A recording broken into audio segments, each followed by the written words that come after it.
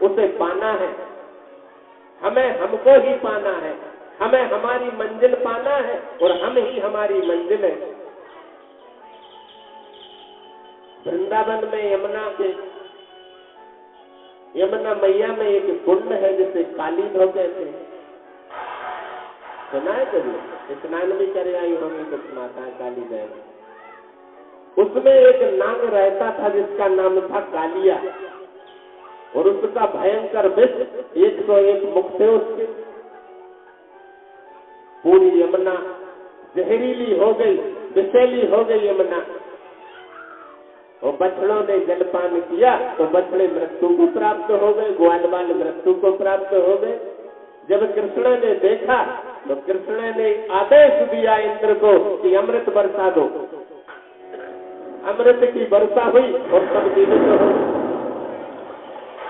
अब कालिया तो है यमुना के कुंड में,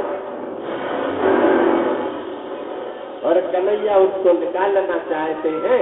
तो कन्हैया ने किसी बहाने से और कदम की डाल पर जाकर और यमुना में छलांग लगा दी। और जब वो उस कुंड के भीतर गए तो कालिया की पत्नियां आ गई कि मेरे पति क्रोधित हो गए तो तुम्हें जलाकर भस्म कर देंगे। कन्हैया ने कहा तुम मुझे नहीं जानती, जगाओ तुम्हारे पति को। और कहते हैं कि कालिया फुमकारता हुआ आता है और कृष्ण को मर्म स्थानों में डसने लगा, और कन्हैया उससे खेलने लगे हैं। और उसने भगवान को नागपाश में लपेट दिया, और नागपाश में लिपटे हुए ही भगवान और यमुना के जल से बाहर आ जाते हैं।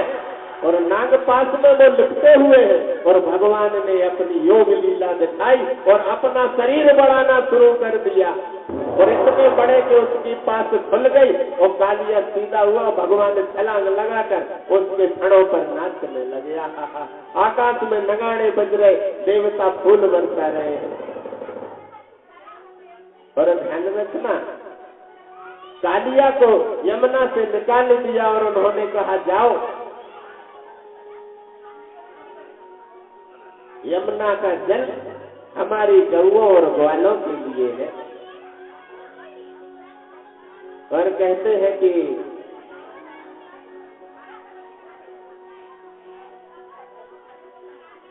कन्हैया ने कालिया को वहां से निकाल दिया।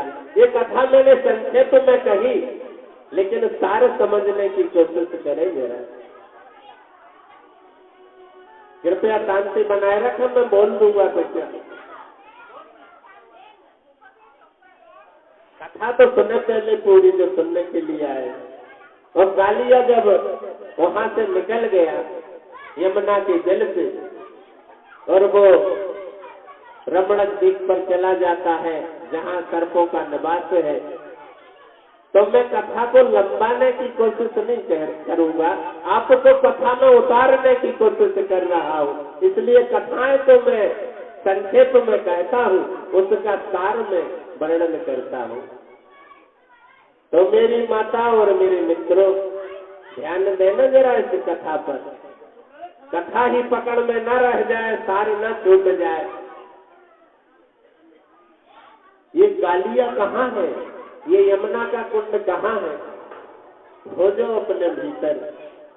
मैं हमेशा कहता हूँ कि तू ही है तेरा प्रश्न, तू ही है तेरा उत्तर। अब क्या शेष रही जिज्ञासा, अधरों से उलझा मत भाषा। दुग्ध फिरे नवनीत ढूंढता, क्या यह मूल प्रयास न खलता। सागर का प्रतिलोम कह रहा, मंथन कर मंथन, मंथन कर मंथन। मंथन करो अपने भीतर, तुम्हें मिल जाएगी यमुना। हमारा जो जीवन है, हमारी जीवन की जो धार है वो यमुना है, और हमारा जो हृदय है वो कुंड है उसमें। और इस हृदय के कुंड में जब अहंकार बैठ जाता फन फुलाकर, तो हमारी जीवन की यमुना और जहरीली हो जाती है। ये कथा बाहर की नहीं, भीतर की है। ये हमारा जीवन यमुना है, और उसमें एक हृदय भी है, दिल भी है, और वही कुंड है वो यमुना का। और जिसमें अहंकार रूपी कालिया बैठा दिया है हम सबने, और उस कालिया को हम ना निकाल पाएंगे, उस अहंकार को। उसके सैकड़ों फल है। अगर कोई सदगुरु आ जाए हमारे हृदय में, किसी सदगुरु की वाणी हमारे हृदय में उतर आए, तो वो कालिया निकल जाएगा। यही इस कथा का सार है। तो खोजो किसी सदगुरु को और किसी सदशास्त्र के वचनों को अपने हृदय में उतारो और इस कालिया को बाहर कर दो, और फिर यमुना फिर से शुद्ध हो जाएगी, अमृत की तरह कलकल करती हुई बहेगी और हमारा जीवन धन्य हो जाएगा।